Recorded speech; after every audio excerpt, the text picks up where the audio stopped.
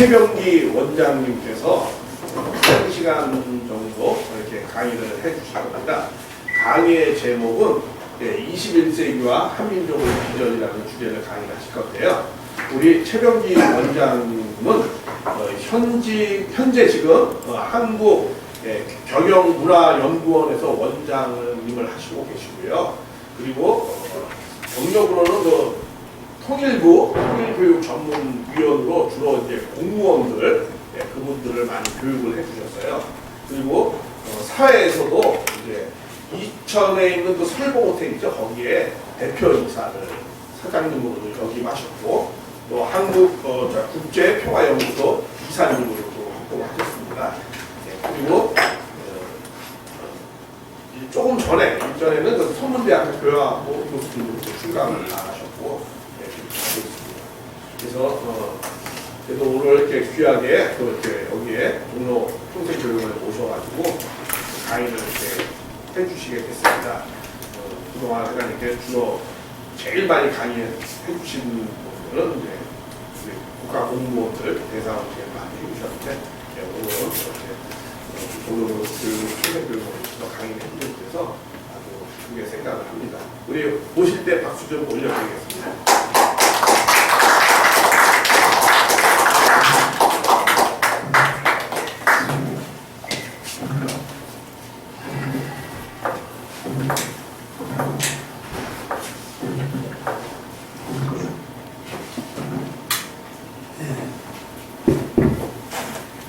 뵙게 되어서 반갑습니다.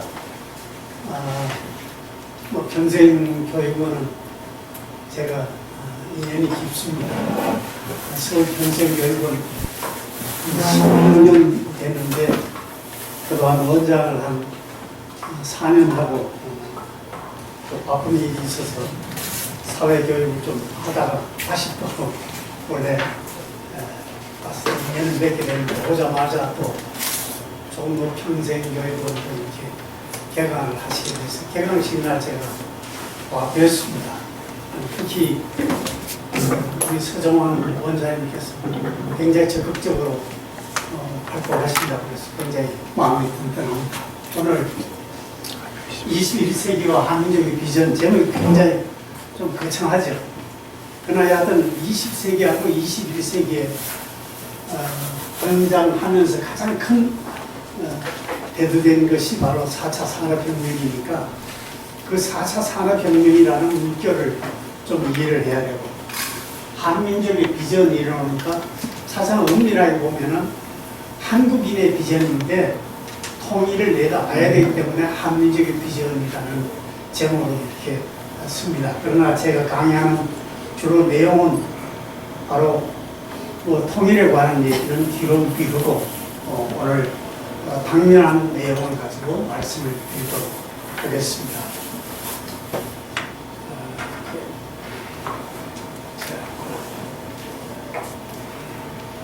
그럼 4차 산업혁명과 한국인의 특성 이렇게 제목을 달았습니다. 역사의 교훈으로서 좀 살펴보고 싶은 얘기가 에드워드 와그너라는 이분은 1943년도에 미국의 하버드 대학교에 들어가서 44년 있다가 44년도부터 46년까지 한국의 그 미 군정 국무관으로 이제 근무하신 분입니다. 그러다가 졸업을 하고 박사학위를 따서 한국학에 대해서 하버드 대학교에 기초를 닦은 아주 유명한 분이 에드워드 와그너입니다. 이분이 한국의 그 어려운 경지를 보고 그러니까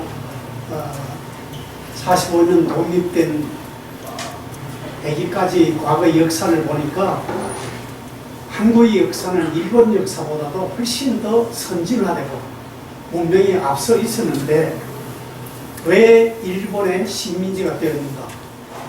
그걸 이분이 이제 서양인의 예리한 눈길로 젊은이가 연구를 하고 하버드 대학에 가서 발표한 그 내용이 있는데 그 내용 속에서 첫째 어제 그 논문을 쓴 것에 대한 역사의 대실패라는 주제를 썼는데 그 속에 조선이 망한 3가지 이유를 썼습니다. 여러 가지 있지만 크게 뽑으면은 새로운 문명의 변화를 잊지 못했다.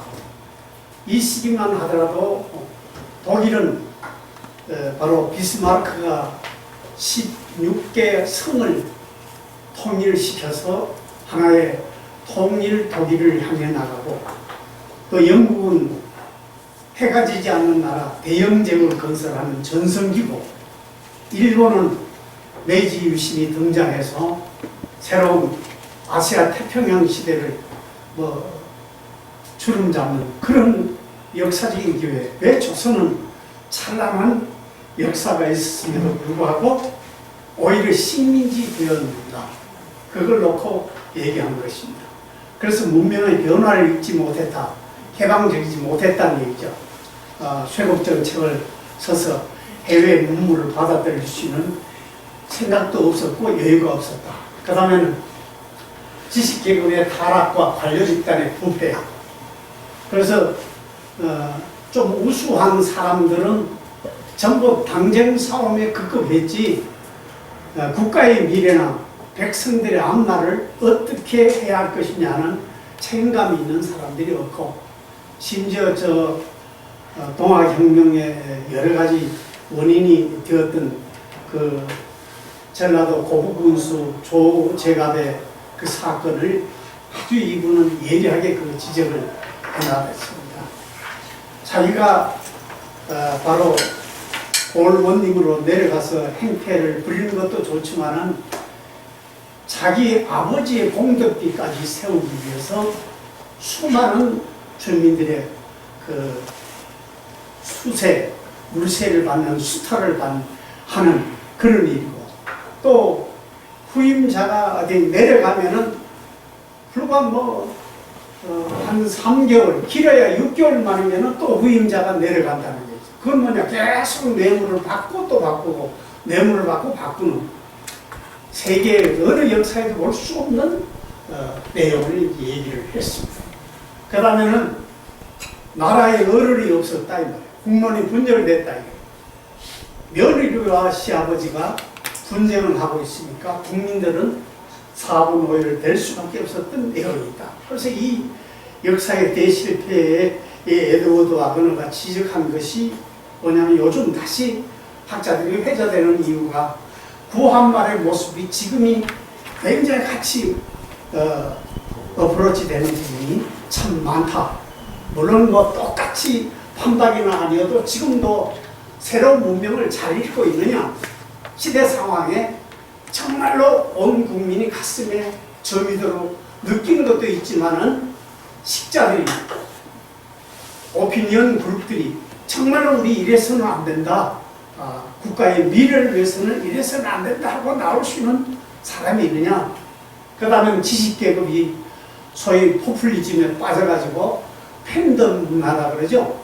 패거리 문화를 형성해서 내 편은 나쁜 짓 해도 봐줘야 되고, 내로남불이라는 말로 하버드 대학교의 구글의 백과사전에 조선어로 한국어로 발음 그대로 내로남불이 기록이 되어 있습니다. 내로남불, 갑질 문화, 이것도 갑질이라는 것도 발음 그대로 한국에 있는 문화가 갑질 문화다 이렇게 되어져 있는, 그 중에서 내로남불이 발음 그대로 구글의 위키피디아 사전에 나올 정도로 이 부끄러운 현실이 있다는 얘기죠. 그 다음에는 국론이 분열된 것은 더 이상 얘기 않다가 또 많이 아시라 생각합니다. 이런 것을 놓고 볼 때 4차 산업혁명은 도래했는데, 그 도래한 특성은 여러 가지에서 볼 수 있으면 가장 중요한 것은 초지능화 사회. 사례를 간단히 본다면 의료분야는 분야가 제일 이제 빠른 속도로 받아들이는데, 인공지능 기술을 활용해서 질병을 진단하고 예측하고 약물 개발 등 굉장히 속도가 빨라지고 있는데, 심지어 뇌과학 연구하고 유명하신 그 박사님 계시는 길병원 같은 경우에 사람들이 많이 와가지고 전문 의사들이 앉아가지고 의사들의 수십 년의 경력이 쌓인 의사들이 환자를 놓고 진단을 해서 당신은 이런 병이 있는데 이 사람 누구한테 처방받고 진료를 하겠습니까? 아니면은 AI에 여러 가지 정보를 입력을 시켜서 그 컴퓨터에서 바로 당신의 질병을 얘기하는 것하고 어느 쪽을 선택하시겠습니까? 그러니까 거의 환자들의 70% 이상이 원로 의사들은 손이 떨리고 머리가 약간 착각일 수 있다. 그러나 AI는 지금 신지식이 들어와 있으니까 AI의 수술을 받겠다, 지도받겠다 이런 현실이 돼가고 있습니다. 그래서 우리가 이런 변화의 시대의 변화 속에서 초연결성은 소위 스마트 시티 그래서 제일 쉬운 것이 이제 교통 인프라죠. 도로에 이미 그 수많은 차들이 오면서 그 앞신호 받고 우측 좌측 다 가면서 그걸 자동적으로 연결되는 게 전부 교통신호 등은 우리 앞에 좋게 와 있는데 이제 도시 자체가 스마트 시대로 바뀐다는 얘기죠. 그래서 이걸 시범적으로 하는 데가 세종시입니다. 세종시. 세종시는 모든 가정이 스마트 홈으로 되어져 있어서 그 홈에서 생활하시는 분은 소위 이 스마트폰에다가 앱을 깔아놓고 직장에 근무하면서도 원격으로 자기 집에 모든 문을 따라오는 사람이라든지 다녀가는 사람들 택배 온 것이라든지 이런 것이 다 될 수 있도록 했습니다. 이것이 세종시가 지금 시범적으로 스마트 시티를 하고 있습니다. 그 다음에 볼 수 있는 것이 대융합화. 이것이 이제 융복합화 이렇게 하는데 제일 이제 쉽게 접근하는 것이 자율주행차죠. 자율주행차. 생각해 보십시오. 이 자율주행차가 와서 도로에 가다 보면 언제 갑자기 바로 장애물이 나타날 수 있잖아요. 사람이 나타날 수도 있고 동물이 나타날 수도 있고 우천으로 인해서 여러 가지 사건도 생길 수 있는데 그것을 다 인지할 수 있도록 최고로 이제 현대사회 21세기 미래를 열어갈 수 있는 최첨단 시스템으로 갖다 붙인 것이 이제 자율주행차입니다. 이 자율주행차에 이제 제일 앞서가고 있는 것이 미국의 테슬라라 이렇게 할 수 있죠. 그런데 테슬라도 사고를 저질러서 보험 문제 여러 가지 애로사항을 느끼고 이제 하고 있는데 그래서 로봇과 빅데이터, 사물 인터넷 등 모든 것이 되어지고 있으니까 이런 것을 생각할 때 이제 새롭게 전개되어지는 기업 간, 산업 간 벽이 없어져 버렸다는 거죠. 벽이 없었다. 그래서 우리 한국에도 LG와 NC 소프트는 숫자가 빠졌습니다. 스마트홈 쪽에 연결된 현대자동차와 아마존은 커넥티드 카, 그 다음에 삼성전자와 BMW는 인포테인먼트, 그래서 인포메이션과 엔터테인먼트, 여기 그림에 이제 설명이 되어 있습니다. 차 안에서 이 커넥티드 카도 있지만은 인포테인먼트 시스템을 이 삼성이 BMW하고 적용시킨 것은 도로 인프라도 보지만은 다른 차량하고도 연결이 되고 그 다음에 모바일로도 작동이 되고 그 다음에 집에 있는 것도 작동이 되고 사무실에 있는 사람하고 교수님 그야말로 움직이는 사무실입니다. 움직이는 그러니까 사무실을 따로 둘 필요 없이 모든 것을 할 수 있는 이런 시스템을 갖춘 것으로 이제 경계를 넘어선 시대로 가고 있다는 것을 말씀을 드릴 수 있습니다. 그 다음에 LG화학과 포스코는 산업용 배터리 이것이 서로 호환하면서 세계 무대에 접근할 수 있는 길로 점점 가고 있습니다. 이런 것을 생각할 때 인공지능이 가져올 미래를 한번 보면 스마트 팩토리에서 제일 먼저 시도하는 것이 바로 뭐냐, 독일의 아디다스가 2016년도에 시작했습니다. 그러니까 연산 수만 컬레 아디다스 스포츠화를 바로 생산해냈는데, 사람이 하려면 수백 명이 등장해야 되는데, 스마트 팩토리 기계화 시키면은 그저 뭐 컴퓨터 장착한 인공지능 장착한 로봇 몇 대면은 된다 그래서 대대적인 공장 스마트 팩토리를 했는데 4년 동안 해보니까 부작용이 생겨버린 겁니다. 그래서 이제 아디다스 제가 패션마크를 했는데, 그건 바로 뭐냐면 운동화를 밑창을 깔고 뭘 하는데 거기에 고무가 들어가고 가죽이 들어가고 하는 것은 이게 소위 3D 프린터로 바로 프린트를 해가 장착하는 것은 사람의 손이 가지 않고 기계가 직접 하는 것은 한계가 온다는 거죠. 그래서 이게 사람이 어느 선에 해야 된다는 것이 점점 나와진 겁니다. 그래서 아디다스가 포기하고 베트남에다가 이제 다시 이제 수공업으로 할 수 있는 작용을 하게 되었습니다. 그런데 이제 뒤에 좀 설명을 하겠습니다만, 이 한국의 시젠이라는 대기업은 아니라 제약회사에서 중소기업의 조금 중견기업 회사인데도 이 코로나 때문에 떴죠. 해제됐어요. 그러면 코로나에 시약되어지는 시약이라든지, 그 다음에는 마스크 생산하는 모든 것은 짧은 시간에 로봇이 작동되는 데는 대량 생산이 되는데, 수작업을 하는 데는 이건 뭐 여러 가지 면으로 게임이 안 됐습니다. 그런 면들을 우리가 볼 수 있다는 것을 말씀을 드립니다. 그 다음에 사회 구조의 변화는 지금까지는 피라미드형 사회였다. 그러니까 상류층은 적고 중산층이 있고 하부 구조가 가는 것이 피라미드형입니다. 근데 이제는 모래시계형 사회 구조로 바뀐다는 거죠. 왜냐? 모든 것이 자동화가 되다 보니까 중산층이 없어져 버린다는 거죠. 그러니까 혜택을 보고 있는 소위 높은 층은 있고, 밑에서 일해야만 먹고 살 수 있는 말단은 있는데, 하부 구조는 있는데 중간층이 좁아진다는 것은 미래를 모래시계형 사회 구조로 이렇게 보는 겁니다. 그래서 로봇이 등장해서 인간 수명은 늘고 여가 시간은 많아진다는 거죠. 로봇이 일하는 거.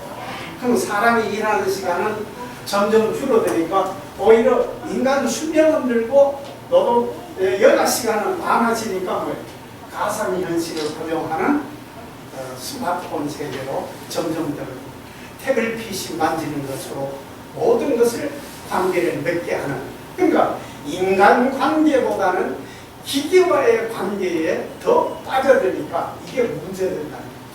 그래서 평생 교육원의 필요성과 역할이 크다는 이유 중에 하나가 바로 여기에서 나오는 겁니다. 그래서 이렇게 되도록이면은 면대면으로 만날 수 있고, 거기에서 또 기술적인 면에서 인터넷을 활용할 수 있고, 태블릿 PC를 활용할 수 있고, 스마트폰을 갖고 있으면서도 그 기능을 다 쓰지 못하면서도 돈은 아주 고가를 줍니다.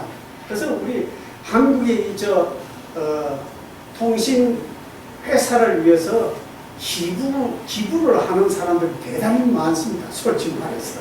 그래서 되도록이면 우리가 이제 요금도 좀 깎아라 이렇게 얘기하는데, 어떤 면을 봐서 삼성이 있고 LG가 있고 뭐 SK가 있고 이 3대 회사가 있었는 통해 우리는 공짜 폰이라는 것도 세계 유일하게 우리나라만 쓴 혜택들이 있었습니다. 그래서 빛이 있다는 그림자들이 있었다 이렇게 볼 수가 있습니다. 그 다음에 사회구조 변화에서 다음 단계 볼 수 있는 것이 교육과 직업의 변화. 지금까지 교육은 정답형 지식 전달 교육이었다. 제가 주입식 교육이었다. 특히 이제 교실형 교육이었다. 그러나 이제 미래 사회는 창의성, 토론형, 사고형, 그래서 검색이 아니라 사색을 할 수 있는 쪽으로 점점점 간다. 그래서 검색은 우리가 따라갈 수가 없습니다. 나이 많은 사람들, 젊은 애들 따라갈 수 없습니다. 그러나 생각을 하고 깊이 사색하면서 과거와 연결시키는 것은 오히려 실버 세대가 더 나은 면도 있다. 그래서 AI나 로봇의 기술 교육은 느는데 초등학교, 중학교, 고등학교 이제 계속 막 그쪽으로 중점적으로 갈 수밖에 없어요. 그런데 정작 그 기계를 다스려야 될 사람이 누구냐? 그 사람의 인성이나 감성, 영성 교육은 그림자라는 거예요. 그래서 오늘 평생교육원에 오시는 우리 선생님들이 바로 그런 면들을 생각할 때 쫓아가는 것도 있지만 충분히 갖고 있는 감성, 충분히 갖고 있는 영성, 그 다음에 인성에 대한 것을 이제 젊은 사람들 앞에 연결시켜야 될 시대적인 책임도 있다는 것을 생각을 해야 될 것입니다. 그 다음에 마지막으로는 경제, 금융구조가 바뀝니다. 지금까지는 경제는 소유의 경제였다면 이제 공유의 경제로 바뀐다는 게 있죠. 그래서 공유의 경제는 왜 공유를 하느냐? 자원을 줄일 수 있고 제품을 필요한 사람에게 필요한 만큼만 공급될 수 있고 서비스를 다양하게 활용할 수 있다는 얘기죠. 그래서 그야말로 창고가 필요 없는 시대로 간다니까. 창고가 없는. 그래서 필요한 것만 생산하면 되는 것이지 필요치 않은 것을 생산해야 창고를 놔놓으면 물론 뭐 창고 지위가 있고 하면 인건비도 있지만 그건 뭐 전부 원자재가 홀딩되는 것이니까 전체 경제를 놓고 볼 때는 좋지 않은 현상이다. 그래서 과거의 현상이 되었습니다. 그래서 요즘 에어비앤비라든지 우버 택시라든지 이런 것이 나올 것이면 공유 경제의 한 틀이죠. 옛날로서는 상상도 할 수 없는데 우리 집에 내 없는 동안에 다른 사람이 와서 잠시 쓸 수 있도록 빌려드리겠습니다. 그렇게 가능합니다. 어른 세대들은. 실버 세대들은 도저히 우리 집에 귀중품이 얼마나 많은데 감히 낯선 놈이 와가지고 어떻게 땀 흘리고 말이야 무슨 짓거리 했는데 그 기분 나빠 안 된다 할 수 있잖아요. 근데 젊은 세대는 빈 것 뭐 하느냐? 정말 남한테 빌려주고 유용하게 빌려주고 나도 그 덕분에 다른 곳에 가서 내 편리한 대로 빌렸으니까 돈 적게 들고 시간 적게 들고 장소의 제약을 안 받는 거다. 그래서 세계를 지붕으로 생각하고 세계를 내 집으로 생각하는 세계하고 마음이 다릅니다. 그래서 저임금 시장에서 이제 자국 내 생산 시장을 옮기고 지금까지는 세계화가 뭐냐? 저임금 시장, 임금이 적으면서 그 다음에는 소위 말하는 물류 비용이 적은 곳으로 하다 보니까 어디를 갑니까? 쭉 저임금 시장을 우리도 미국에서도 심지어 중국 왔잖아요. 예를 들어 미국의 휴대폰 저것도 중국 와가지고 뽑다가 이제 다시 들어올 때 다시 콜 해가지고 미국으로 들어가고 불러대고 전부 외국 나왔던 기업을 또 부르잖아요. 이제는 뭐냐면은 그동안에 생긴 소위 코로나 때문에 이제 세계화라는 부분에 한계가 와버렸다는 거예요. 세계화. 그래서 제일 먼저 코로나로 말미암아서 피해를 본 업체가 뭐예요? 항공, 여행, 숙박. 그러다 보니 식당에다가 이렇게 됐으니까 이제 뭐냐 사람들이 비상해진 거예요. 이제 어떤 미래의 문제가 오더라도 우리는 해결해야 된다. 그러니까 뭐예요? 내국 시장, 내수 시장을 크게 해야 된다. 그러니까 전부에 자국 이기주의로 간다는 겁니다. 그래서 자국 이기주의로 가면은 우리 한국처럼 자원은 없으면서 수출을 주도를 해왔던 나라에서는 대단히 핸디캡이라는 얘기죠. 굉장히 어렵다는 얘기죠. 그래서 오죽하면은 지금 뭐 대통령이 세일지면 1호다 그러고 쫓아다녀도 말로는 국내에서 본전은 못 건지는 그런 형편으로 세계 시장을 쫓아다니면서 뭐 오늘도 넷플릭스 그 회장하고 만나가지고 뭐 3조 3천억을 한국에 투자 받을 수 있도록 했다 하면 그 넷플릭스 같은 것도 그거는 1년에 일단 우리 아들 같은 경우는 그거 혼자서 1년에 몇만 원 회비를 가입해 놓고 우리 가족 8명이 돌아가면서 마음대로 영화를 보고 영화를 보고 그 속에 드라마도 보고 돈에 회비는 한 사람인데 가족이 네트워크로 볼 수 있도록 서비스를 제공한 것이 공유 경제의 서비스를 제공한 것 중에 하나가 넷플릭스예요. 그러다 넷플릭스가 이제는 안 되겠다, 뭐 경제 모체가 뭐 또 생기고 이러니까 이제는 돈 좀 받아야 되겠다, 돈 좀 받아야 되겠다, 그러면 더 받아야 되겠다. 그러니까 소위 한 사람이 8명을 묶었던 것을 한 사람의 8명이 안 되고 뭐 4사람이 묶는 것으로 하겠다 이렇게 얘기하면 그러면은 집단 탈퇴하겠다 이렇게 이제 소비자들이 막 하니까 울며 겨자 먹기로 넷플릭스가 한국에서는 한국의 드라마에도 몇천억을 투자를 하는 거예요. 드라마를 찍어가지고 그 드라마가 넷플릭스에 올려놓으니까 전 세계 시청률이 올라가니까 그 돈이 어디 갑니까? 넷플릭스에도 가고 한국 영화도 이제 점점 좋아지는 그런 부분이 되어지는 거예요. 그래서 이제 장래 생산 시장으로 옮겨가니까 여러 가지 면들로 우리가 생각해야 될 부분이 많습니다. 그래서 오늘 아침 마침 조선일보에 나왔길래 제가 캡처해 왔어요. 독일의 스마트 공장에 사람 대신 로봇이 일한다. 이게 이제 아우디 자동차 회사인데 완전히 전기차 라인으로 돼 있어요. 거의 100%가 돼 있는데 모듈화된 부품이 공장에 도착하면은 그 자동차 부품에 뭐 이렇게 첨단한 걸 전에는 전부 200개 수작업을 했잖아요. 2만 개. 그런데 지금 뭐 2만 개가 아니라 자동차 볼 때 지금 뭐 1000몇백 개면은 전기차는 돌아간다는 거예요. 그러니까 2만 개 이상을 할 때는 노동자가 그만큼 필요했다는 것이죠. 그러니까 회사가 원청 회사가 있고 3차 협력회사까지 중간 회사에도 3차 협력회사까지 다 있다는 거예요. 그런데 이제는 자동화 시스템으로 해버리니까 로봇이 생산 라인으로 이 부품을 배달하고 용접부터 조립까지 90%가 자동화다 이거야. 그러면 사람 뭐 하냐 이거야. 16개 공정 중 2개만 사람이 관여하는데 사람이 하는 거는 뭐냐? 화면을 보면서 모니터를 보면서 저거 혹시 문제가 있나 없나 이렇게 그것만 보고 있는데 그러면 근로자가 꼬박 줘놨다 그러면은 불량품이 통과될 수도 있다는 거죠. 그걸 보고 체크해서 당신은 근무 태만이었다 채점하고 이런 입장입니다. 그러니까 이제 모든 것이 화면을 보면서 점검하는 게 주된 임무입니다. 제가 이제 살고 있는 것이 관악 쪽인데 그쪽에서 시니어 컨설턴트를 좀 했는데 예를 들어 기업체 회사라든지 큰 빌딩에 경비를 뽑는다는 게 경비를.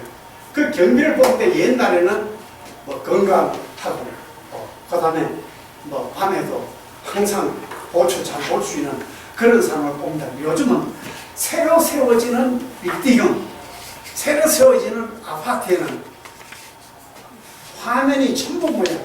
CCTV가 되어 있으니까 그 CCTV가 모니터상에 떠오르면 그걸 읽을 줄 아느냐?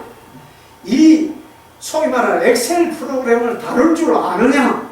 그러면은 월급이 많아요. 그런데 나는 그런 걸 할 줄 몰라요. 그럼 면접에서 탈락이야. 쉽게 말하면.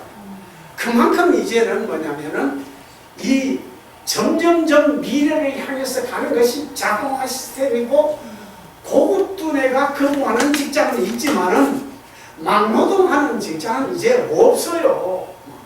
그리고 제3지대에 살고 있는 아시아, 저 아프리카 저쪽에서 얘네들 와가지고 하는 것도 뭐 하는 거예요? 저 가죽 공장에 가서 우리나라 사람들은 냄새나고 못한다 그러니까 그 코를 내고서라도 한다든지 그렇게 하잖아요. 전부 이렇게. 그것도 이제 기계가 앞으로 로봇 갖다 놓으면 3D 프린터로 그걸 갖다가 놓으면 기계가 알아서 밀어버리고 그 사람은 점점 일자리는 줄어들 수밖에 없다는 걸 볼 수가 있습니다.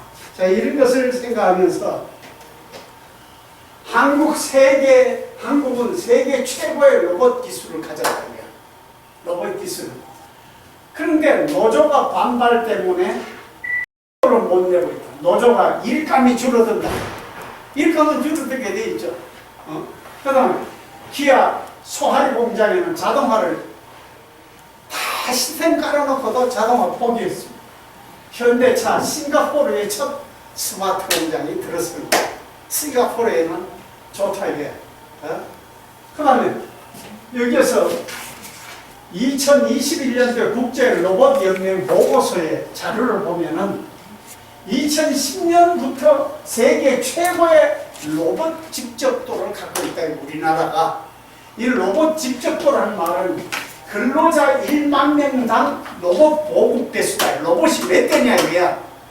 근데 1위가 한국이 돼 있어. 931대, 2대. 세계 평균이 보다가 7.3대가 한국은 많이 갖고 있다. 2위에 했더니 싱가포르가 605대, 일본이 390대. 일본이 우리 뒤에 따라올 정도로 로봇 수가 적었다. 4위가 독일이에요. 그런데 우리는 로봇 대수는 많은데 자동 생산 스마트 공장의 시스템 자체를 못 가져오면은 로봇 갖다 놓으면 아무 의미가 없는 거죠. 그래서 소하리 공장은 지어놓고 못 움직이는 거죠. 그래서 이 싱가포르 공장에 갔으니까 2025년도에 소위 경기도 화성에 현대가 만드는 그 공장은 스마트 팩토리를 이 포레스트 그래서 완전히 모든 전체를 전산화시키고 자동화시킨 거예요. 그래서 짧은 시간 내에 경쟁하는 세계 시장에 나서 경쟁할 수 있는 자동차를 만드는 시스템을 한국에 만들면은 그냥 그 공장은 자동화지만은 자동화가 되기 전에 부품은 자동화가 아니라 생산하는 업체가 나온다 이거예요. 그 새로운 직업도 나온다는 거죠. 그런 것을 우리가 이제 염두에 둬야 되는 걸 생각할 때 많은 고민을 할 수밖에 없습니다. 그래서 이런 것을 생각하면서 이래 4차 산업혁명을 놓고 볼 때 초연결 사회, 초지능 사회, 대융합 사회 이 세 가지라는 걸 앞서 말씀을 드렸습니다. 그러면 우리 민족은 빠른 적응, 빨리빨리라는 성질이 있잖아요. 그래서 빠르다는 것은 남들보다 빨리 가는 것은 쉽게 적응할 수 있으니까 초연결 사회나 대융합 사회의 장점이 갖고 있고 또 창의력과 협업 우리는 창의력 아주 제가 2000년 중반에 이제 아랍에미레이트를 갔다 올 수 있는 기회가 있었습니다. 딸내미가 이제 에미레이트 항공사 승무원으로 있어가지고 그때 가족은 이제 혜택을 줘가지고 와이프와 같이 이제 가서 한 9일 동안 이제 에미레이트 머물 그때 에미레이트 들어갔을 때 그 세계에서 제일 큰 쇼핑몰 잠실 종합운동장 80대 규모였어요. 세계 최고의 쇼핑몰. 그 쇼핑몰 안에 바로 한 400m 내지 뭐 거리는 전체로 볼 때는 1km 정도 되는 거리에 실내 스키장이 있어요. 실내 스키장. 에미레이트 몰 안에 스키장이 있어요. 그래서 돈 있는 사람은 사막에서도 설매를 타더라 이 말이에요. 그게 자본주의다 그러죠. 거기에 제일 넓은 데가 이제 그 전자제품 전시장에 이제 가서 보니까 어디든지 백화점에 에스컬레이터 타고 이렇게 엘리베이터 타고 딱 올라가 창 열면은 지금 신제품을 광고를 많이 하잖아요. 예를 들어 전자제품 거기에 일제 소니가 버티고 있던 그 자리를 한국의 LG 그때는 LCD TV였어요. LCD TV가 탁 떠 있어요. 가격이 얼마냐? 300만 원으로 붙어 있어요. 그죠? 그 어떻게 이렇게 비싸냐면요. 그 전체의 외장이 24K로 녹음했대요. 녹음해서 비싸대요. 책이 최고 비싸대요. 그것도 있지만은 또 하나 특허가 있대요. 뭐냐면 회교관에서는 하루에 5번씩 메카를 향해서 기도하잖아요. 기도하면은 TV를 보다가도 시간 되면 엎드려 기도해야 되는데 리모컨을 딱 누르면 알라알라알라 600개의 코란경이 나온다고요. 이 안에. 그러니까 그게 뭐야? 창의적 아이디어죠.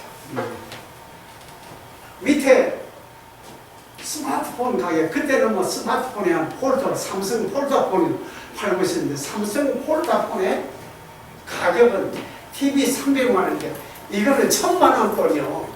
폴더폰이 그 어떻게 이렇게 비싸냐 그러니까 전부 다 숫자가 다이아몬드로 박아놨어.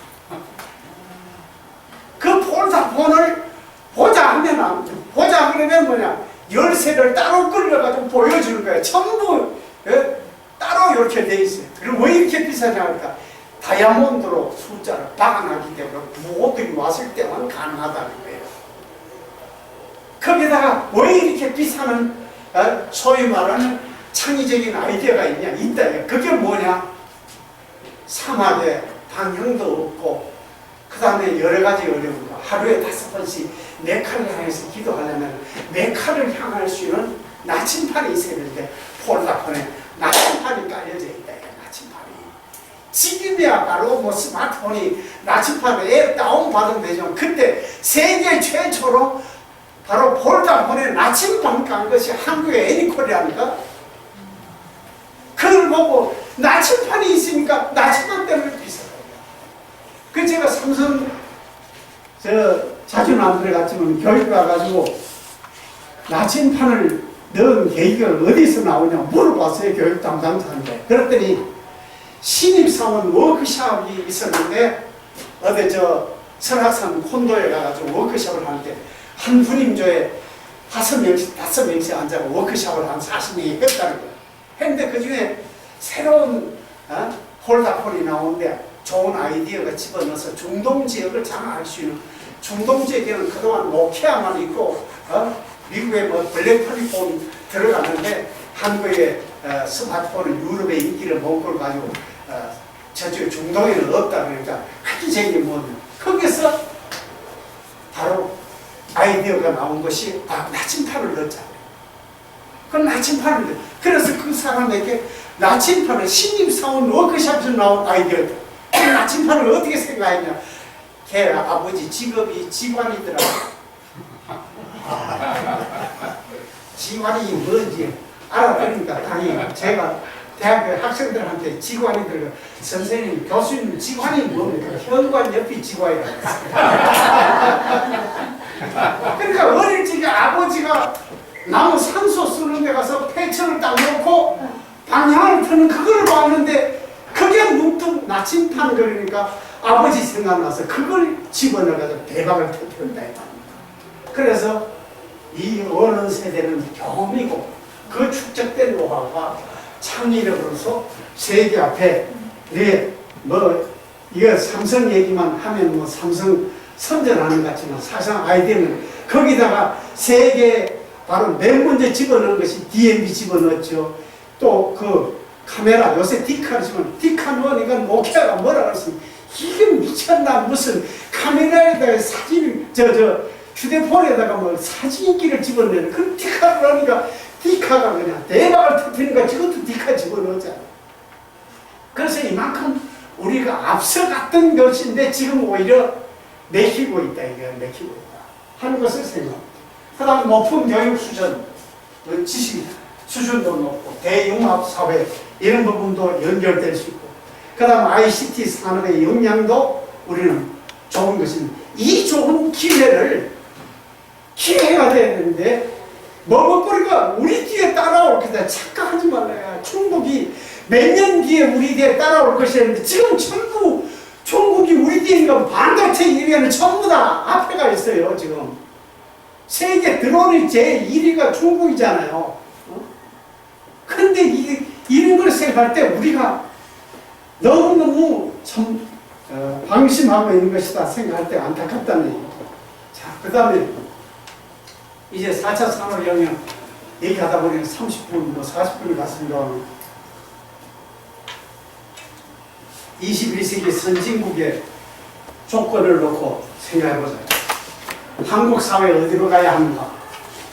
인구 5천만 명 이상 국가, 국민소득 3만 불 이상, 3.5%에 2018년도에 한국이 가입됐습니다. 그럼 선생님들도 잘 아시다시피 여기에 G7에 캐나다가 없잖아요. 캐나다가 없고 캐나다 자리에 한국이 들어갔습니다. 왜 캐나다가 이 3050 그룹에 못 들어갔습니까? 국민소득은 되는데 인구가 5천만 명이 안 됩니다. 호주도 마찬가지입니다. 인구가 안 됩니다. 근데 인구는 14억이 중국인데 국민소득 3만 불에 어느 세월에 들어오겠냐 이게요. 러시아가 어느 세월에 들어오겠냐 이게요. 그런 걸 생각할 때 우리가 살고 있는 이 땅이 얼마나 소중하고 이럴 수 있는 위치까지 끌어올린 역사의 역군들이요, 장본인들이 소외돼서는 안 된다 이 말이야. 여러분 생각할 때 개인 물건을 훔쳐서 시장에 팔면은 강도라고 장물회비라고 그러잖아요. 그러면 세계적으로 유명한 루브르 박물관, 대형 박물관의 전시 품목 60% 이상이 장물입니까 아닙니까? 다른 나라의 시민 지배하면서 그 나라의 문화유산을 뺏어서 전세로 팔아먹고 있잖아. 장물회비 국가들 아니야 이거야. 어디를 들을 때는 기분 나쁘지만 말은 말을 해야 될 거 아니야 이거야. 이런 걸 생각할 때 역사적으로 이런 면들로 볼 때 우리는 일제 36년 동안 조상으로부터 물려받던 성과 이름까지 밖에 없던 창시경이 있었던 나라다 이거야. 이랬던 나라가 이 대열에 들어온 것은 다른 나라 앞선자 선진국하고 우리나라는 앞선자 선진국이 아니라 차가선자 선진국이다 이거야. 네? 정말로 그래서 제가 공무원들한테도 강조하는 이유가 박수를 치시려면 확실하게 공무원들한테도 그런 게 이런 나라의 공직자라는 자부심을 갖고 있느냐 이거야. 네? 나중에 연금 받고 잘 살 수 있다고 그러니까 공무원 되느냐, 아니면 정말로 사명감을 갖고 우리 조상들이 쌓아올린 문화유산 또 발전한 경제적인 위상 이런 것을 놓고 자랑스러운 공무원이다 이런 긍지를 갖고 있냐. 그래서 오늘날 우리는 직업으로만 생각해서는 안 됩니다. 그래서 바로 볼 수 있는 것은 바로 뭐냐면 국민소득 2만 불까지 사회는 과학기술의 힘이 이끌지만은 3만 불 이상 사회는 문화의 힘과 사회적 힘이 필요하다. 그래서 이 시간에는 바로 사회적 힘에 대해서 얘기하고 있습니다. 2007년도에 2006년도에 세계은행이 국부보고서라는 것을 냈습니다. 21세기의 선진국이 되는 조건이 뭐냐? 이 네 개가 천연자원, 생산자원, 인적자원, 사회적 자원입니다. 이 사회적 자원은 생소한 것입니다.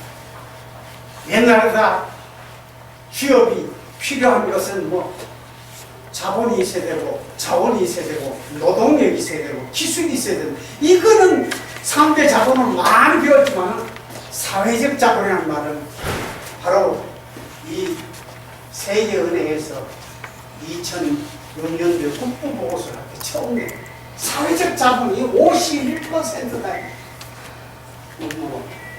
시간이 없기 때문에 구체적인 설명은 다 안 하겠습니다. 그럼 사회적 자본이라는 건 뭐냐? 한 사회가 신뢰하고 소통하여 협력하는 거냐? 소통하고 협력한다. 그러기 위해서는 뭐냐? 믿을 수가 있어야 된다. 믿을 수 있어요. 그러면 믿으려면 어떻게 되나? 원칙이 공정해야 된다. 원칙이. 응? 누구에게는 선수에 맞추어서 룰을 만드는 것이 아니라 룰에 맞는 선수를 뽑아야 되는 건 자명한 거 아니에요? 근데 우리나라에는 어느 사이인가 선수에 맞춰서 룰을 적용하는 것이 생겨버렸죠. 선수에 맞는 학력도 조작해버리는데 그러고도 다 그럴 수 있는데 어쩌다 재수없어 내가 걸렸다는 식으로 가니 너무 부끄럽고 창피하다. 그 다음에 소통은 뭐냐? 이청득심이라고 열심히 들으면은 상대의 마음을 얻을 수 있다. 그래서 상대의 사정을 알면은 나중에 자기 얘기 시작하고 나가 보면은 내 얘기만 하지 말고 자기 얘기도 좀 해달라. 아니, 얘기를 들으니까 너무 좋다 그러면 그 사람은 팬이 되어버린다. 야, 이 세상에 내 얘기를 이렇게 실감 있게 들어주는 사람이 또 있네. 이것이 바로 소통의 가장 중요한. 그 다음에 협력이라는 건 뭐냐? 공감과 배려다. 이것이 우리들 앞에 있어서 부족한 부분이 많다는 얘기입니다. 그래서 우리가 생각해야 될 것은 뭐냐? 공평은 공정을 이길 수 없고 공정은 공감을 이길 수 없다. 그래서 정말로 공평하게 뭐 이렇게 잘못 얘기하면 또 선생님들 중에서도 아주 완전히 여당 뭐 하는 거냐 이렇게 생각하죠. 공정사회 10년 동안을 제가 강의했습니다. 공무원 연수원에 학점마다 제발 공무원 공정해라. 공정사회가 뭐냐 그러니까 어느 친구가 그래요. 최 교수 공정사회가 뭔지 아냐? 뭔데 그러니까 공무원이 정한 사회가 공정사회. 참 내가 그 얘기를 하니까 자기들도 묻더라니까. 참 그래서 공정을 좋지만 공평은 공정을 이길 수 없고 공정은 뭐냐? 공감을 이길 수 없다. 아무리 좋은 구호도 따르는 국민들의 가슴 속에 공감을 얻어야 돼. 그러기 위해서 뭐냐? 홍보를 해야 되고 국민들 앞에 설득시켜서 설명을 해야 돼요. 옛날에는 국정홍보위원회라는 게 있었어요. 그래서 국정홍보위원이 전국을 다니면서 국가의 중요 정책이 있으면 홍보위원이 민간인들 앞에서 설명을 하는 겁니다. 뭐 정의사회구현이 어떻고 바르게 살기 운동이 어떻고 전부 제2건국 그래서 DJ 때는 뭐 제2건국을 하자 하고 전부 국정홍보위원들이 했어요. 뭐 문공부에서 그걸 해요? 하지 않았어요.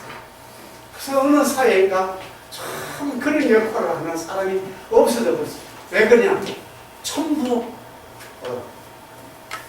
지역적으로 지방자치제가 생겨가지고 참 난다 긴다 하는 사람이 많아가지고 국정정책의 흐름을 하지 못했어요. 그래서 제가 이 시간에는 사회적 자본이 부자인 나라가 한 서너 나라가 있어요. 그걸 간단하게 설명할게요. 스위스 루제른 호수의 빈사의 사자성이라는 이 암각화입니다. 암각화. 아니 국민 전체가 마음속으로 기념할 수 있는 사자성이면 좀 어른거리고 기상 있는 사자여야 되는데 창이 꽂혀가지고 죽기 직전에 사자 모양을 암각화했는데 이 스위스의 어린 아이들이 학교 들어가면은 반드시 여기 가서 묵념을 하고 그 앞에서 맹세를 하고 우리로 말하면 동작동 국립묘지와 같은 거예요. 이건 바로 뭐냐? 스위스는 국토가 73%가 산악지역입니다. 우리나라처럼 산악지역. 산악지역이다 보니까 외국에 수출할 물건이 없어요. 유일하게 수출한 것이면 용병 수출이에요. 사람을 수출할 수 있어요. 그러니까 남의 나라의 전쟁터에 젊은이들을 가서 대신 싸울 수 있도록 싸우고 그 몸값을 받은 나라가 스위스예요. 그러니까 이 1792년 프랑스 혁명이 일어났을 때 루이 16세 마리 앙뚜아네트 왕궁을 지키는 사람이 누구냐? 스위스 용병들이 지키고 있었어요. 보초보고. 그러니까 혁명군들이 들어와서 우리는 너희들을 죽일 생각은 없으니까 본국으로 돌아가라. 외국인들이가 본국으로 돌아가라. 근데 그대로 싸우다가 다 죽었습니다. 옥수했습니다. 그 왜 안 돌아가냐? 우리는 임대 기간이 6개월 남았습니다. 그래서 죽은 아이들의 그 일기 메모지에 나온 것이 뭐냐, 우리가 이들 앞에 무릎을 꿇으면 우리 뒤에 사람들이 일자리가 없다. 우리 뒤에 오는 청년들이 일자리를 위해서 우리는 이 자리를 지켜라. 이게 뭐예요? 신뢰의 자본, 충성과 용맹이야. 그래서 젊은이들은 전설이가 사오는데 여자들은 집에서 뭐 하느냐, 그냥 있을 수 없다. 감에 수공업으로 떼제를 하고 시계를 만들고 해서 스위스의 브랜드 상품의 시계는 뭐예요? 약속, 신뢰, 정화해야 된다. 그래서 스위스가 신뢰가 자산이 된다. 그래서 이런 것을 놓고 볼 때 지금도 500년 역사 동안에 로마 교황청의 교황의 근이 되는 스위스 사람만 뽑는다. 왜? 믿을 수 있다. 그렇지? 믿을 수 있다. 이게 신뢰라는 겁니다. 신뢰라는 겁니다. 그 다음에 다른 것은 뭐 시간 관계상 생략을 하겠습니다. 그 다음에 이 신뢰 자본이 강한 나라가 어디냐면 핀란드. 이 지도를 보면 핀란드는 이렇게 노란색. 러시아로부터 식민지 지배를 100년 가까이 받았고 스웨덴으로부터 한 670년 식민지 지배를 받았어. 합쳐서 약 700년, 750년 동안 식민지 지배를 받았던 나라가 핀란드입니다. 우리가 36년은 여기 가서 얘기거리가 못 됩니다. 그런데 식민지 지배를 받았던 이 사람들이니까 항상 뭐냐, 자기 나라의 강한 쪽에다 붙었다. 그래서 러시아 쪽하고 가까웠는데 러시아가 어디 소비에트 연방공화국이 91년도에 해체되잖아요. 연방공화국이 다 뿔뿔이 독립되버린 12개 나라로 독립이 되버리니까 이 핀란드의 모든 경제적 수출이나 자원이나 이런 연줄이 다 끊어져 버려요. 그래서 핀란드가 뱅그라니 됐어요. 그때 당시 때 국민 전체가 노사분규가 생겨가지고 노키아의 사장이 자살까지 해버렸어요.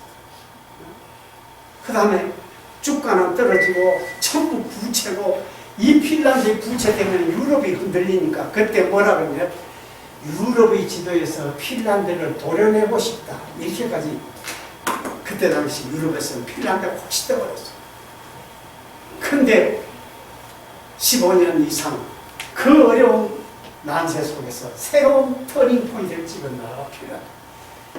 국가의 미래는 나라가 아니고 우리의 2세들을 잘 키워야 된다. 그래서 교육을 시키자. 유치원에서부터 대학까지 무상교육. 그럼 교육을 무상교육하면 돈은 어디서 나오냐? 기업체에서 나오니까 법인세를 뽑아 올리려면 기업체를 키워야 됩니다. 노키아가 그래서 국가가 키워준 기업이 노키아입니다. 노키아의 마스터 플랜을 중학교, 고등학교, 대학교에 그대로 적용을 하는 겁니다. 이래서 노키아가 세계적 스마트폰, 휴대폰으로 정령을 한 겁니다. 평균 점수보다 더 작은 26.6이야. 네? 왜 이렇게 적으냐.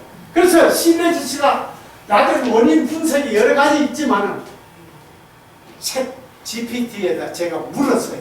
한국의 신뢰 지수가 낮은 이유가 뭐냐니까 컴퓨터가 5개를 뽑아줬어요. 그런데 뭐 일제강점기 6.25 전쟁으로 역사적인 배경이 있으니까 믿을 놈이 없다. 믿을 놈이. 전부 다 리더들은 도망가버리고 국민들이 의병 만들어가지고 나라를 지켰지. 예? 선조라는 놈은 강화도로 도망가고 말이야. 예? 놈이라 그래. 미안한 놈아. 그러면 사회적 분열, 다양한 사회적 분쟁과 갈등, 우리나라 갈등공화국이라고 그러잖아요. 사회적 안전망이 부족하다. 그러니까 소위 당신에게 위험한 기회가 생겼다면 누구한테 얘기하겠습니까? 그러면 1위가 가족이고 2위는 없다 이거야. 선진국은 차이점이 뭐냐?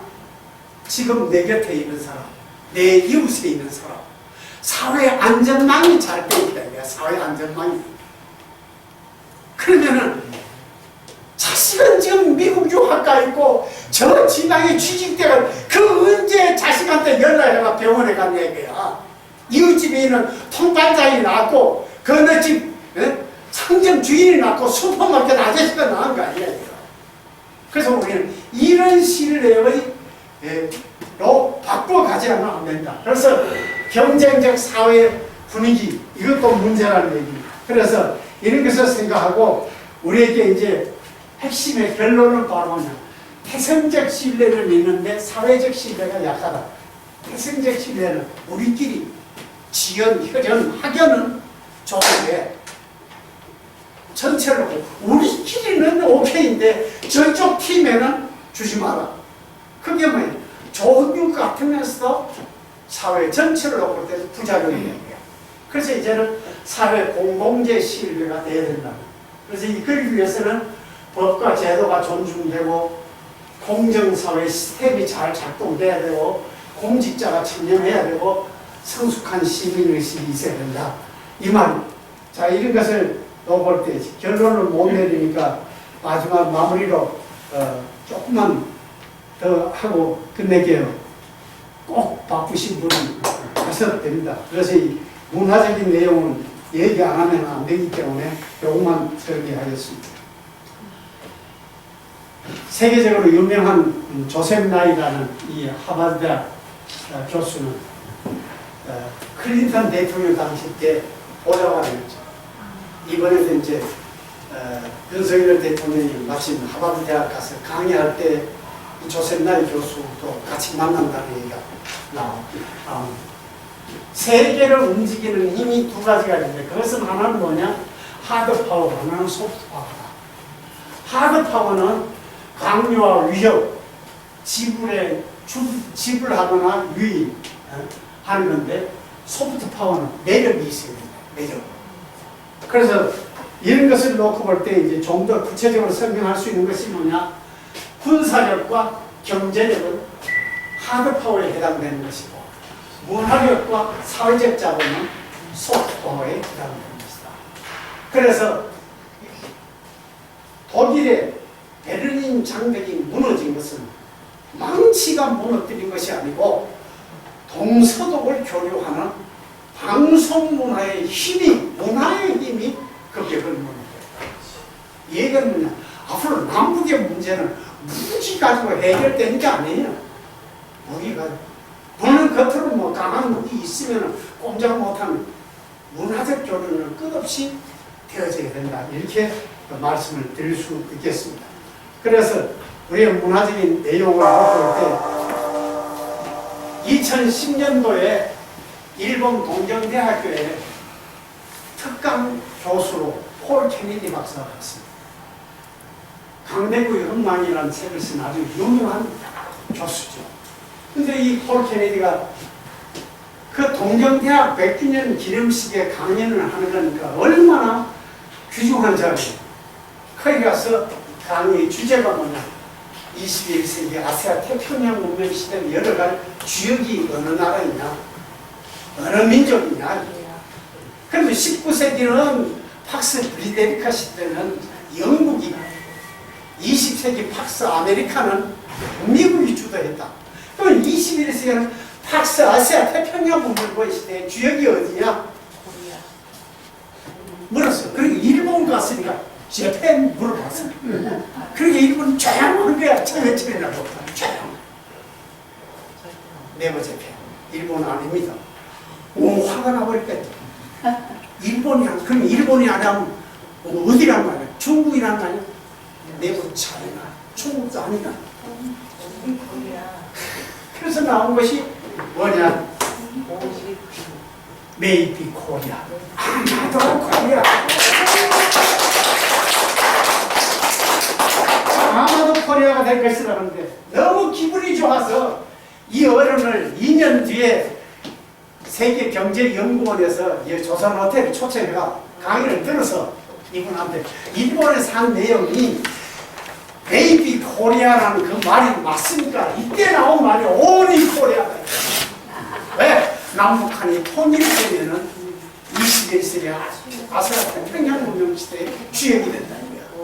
그러면 통일이 된다는 걸 그걸 기자학들이 질문했을 거 아니야. 도대체 무엇으로 한다는 얘기야? 한국은 혼이 있는 민족이다. 아리랑을 한 옥탑을 낮추면 눈물을 흘릴 줄 알고 한 옥탑을 높이면 어깨춤이 절로 나오는 코리안의 혼이야. 그래서 혼이 있는 민족이 후진국의 모델이다. 산업화를 이렇게 했고 민주화를 이렇게 했고 이렇게 외부에 썩하게 증명을 했습니다. 이런 걸 놓고 볼 때 문화는 종교의 토양에서 성숙됩니다. 다 설명하지 않아도 뭐 아시죠? 무속적인 영향, 불교적 영향, 유교적 영향, 식민지의 영향, 기독교적인. 그래서 모든 것이 종교가 한국 국민들 앞에 뭐예요? 이바지 할 수 있도록 우리 민족은 비집합으로 비벼버린 거예요. 오리지널 불교는 한국에 와야 알아. 공자님이 대접받는 데가 중국이 아니라 한국에 성균관 같은 중국에 성균관이 있어요? 없어요. 세계 기독교가 그렇게 유명해도 새벽 기도하는 나라는 한국뿐이네. 수요일도 예배보고 금요일도는 속해 못돼요. 속해. 이게 한국이에요. 그런 것을 놓고 볼 때 우리 민족의 이 비빔밥 문화라는 것도 그냥 된 것이 아니라 이렇게 좀 그래서 이제 문화 수신국이 아니라 문화 발신국으로 나갈 수 있는 한국이 된다. 지금까지는 세계 상품과 문화 모두 수출하는 나라는 미국, 독일, 프랑스, 일본, 한국 정도였다. 기소만이 한 얘기예요. 누가 막 한국 제가 한 것이 아니에요. 징기스칸은 말을 타고 세계를 제패했고 바이킹족은 배를 타고 세계를 제패했다는 대한국인은 신한국인은 한류의 신바람 문화 효화정과 예로 인류 평화에 기여하다. 이게 아시아 태평양 문명과 시대의 주역이 될 수 있는 충분한 소득이다. 그래서 이 지역 출신 이어정 박사가 한 얘기라서 내가 여기 일부러 이걸 준비해 왔어요. 이제 물질 자본주의 시대가 아니라 문화 자본 시대다. 물질이 자본 시대는 끝났다. 경제 영토는 국경이 있지만 문화의 영토는 국경이 없다고. 그래서 이런 좋은 시대에 우리가 와 있다는 것을 생각합니다. 지금 이것을 하고 제가 지금까지 한 겁니다. 코리아 환타지 마고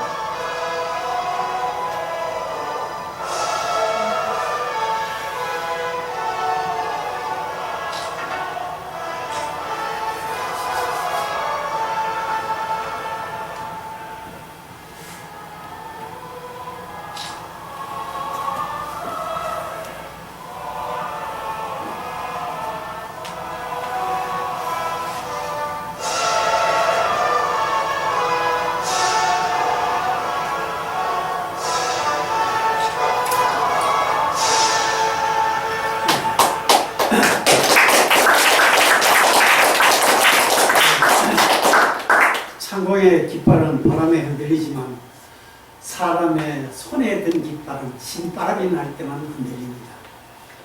우리 민족은 신바람 민족입니다.